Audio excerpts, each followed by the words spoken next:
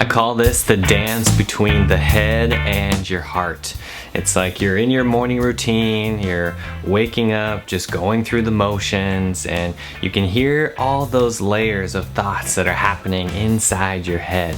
And as soon as you try to attempt to do what you love and you have that moment where you're like, man, I want to go outside, I want to play, I want to go jump in that waterfall or go travel, do that thing, the head automatically catches up with you and says, no, sorry, you can't do that. You have these responsibilities, you have all of these other things that you forgot about, right? I am so tired of living in my head, and I've taken upon myself to really do what I love. And I know that might sound simple. We have to take an approach that really works. So get a piece of paper and write down the top 3 things that you love to do. I know it's simple, stick with me here. You really need to take action here. That's the thing. When the head and you're stuck in your thoughts, that's when proof right there that you're not in the now. You're not in the moment. You're being stripped away from life. So take action. Really bring energy into your heart by doing what you love. I mean, it could be as simple as going outside in nature, really soaking up that clean air, getting into an environment that is going to circulate some new energy for you. I have been really trying to put this into a practice every single day to allow me to really surrender into the moment, because that's really where the magic is in life. No more mindlessly just going through life being a slave to my phone. No more just going around from one thing to the next without having any presence, without really feeling the moment. I want to really bring clarity into my purpose. That's how you can really do this. It's all centered in what you love to do. It's centered in the heart. This doesn't come from the intellect. This doesn't come from you thinking your way through life. This comes through taking action. That's the only way. I'm a certified Raja yoga teacher. When I teach yoga, I practice meditation.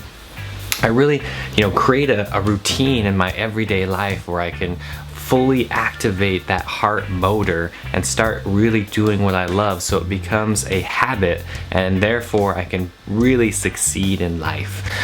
This is what I call the surrender experiment. I've been doing this for almost a week now, and I really want to practice letting go, surrendering, and really getting into the moment, into the now.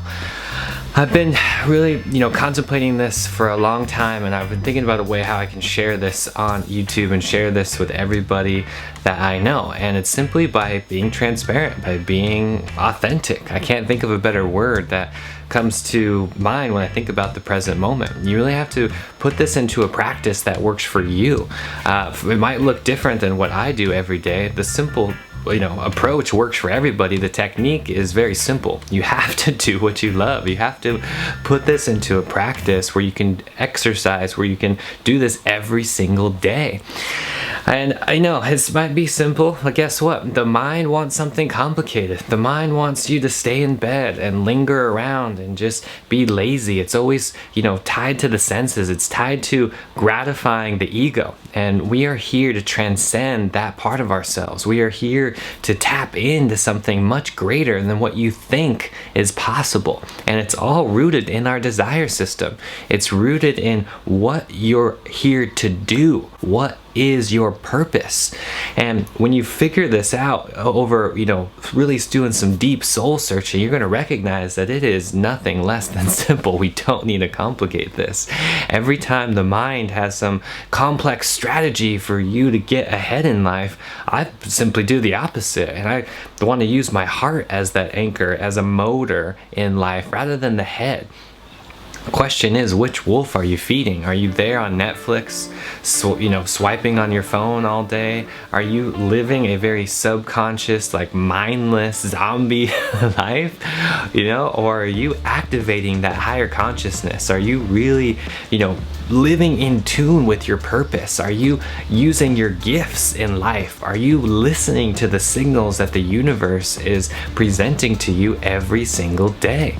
And really, if it's complicated and you feel like you're struggling and nothing is going, for you in your right direction, then that's proof that the ego is winning the game.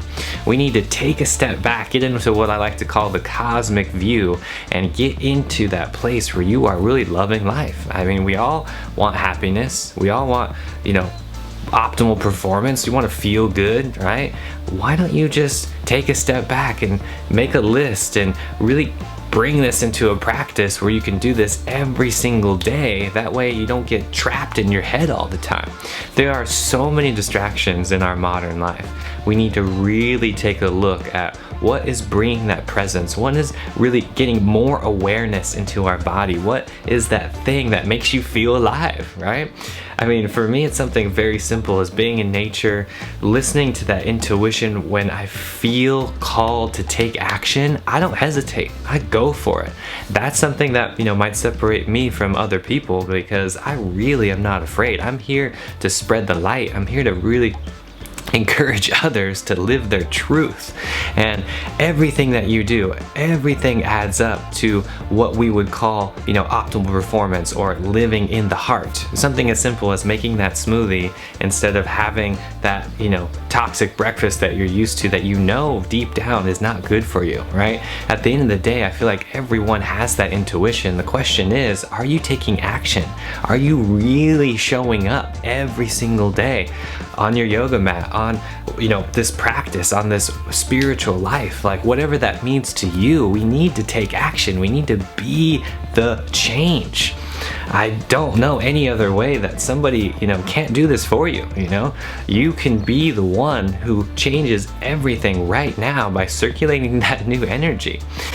So I know it sounds a little romantic, and we have this, dance, as I like to say, in between the head and the heart. And why don't you circle back to really what works for you? Feel that, love inside yourself, really awaken to that possibility.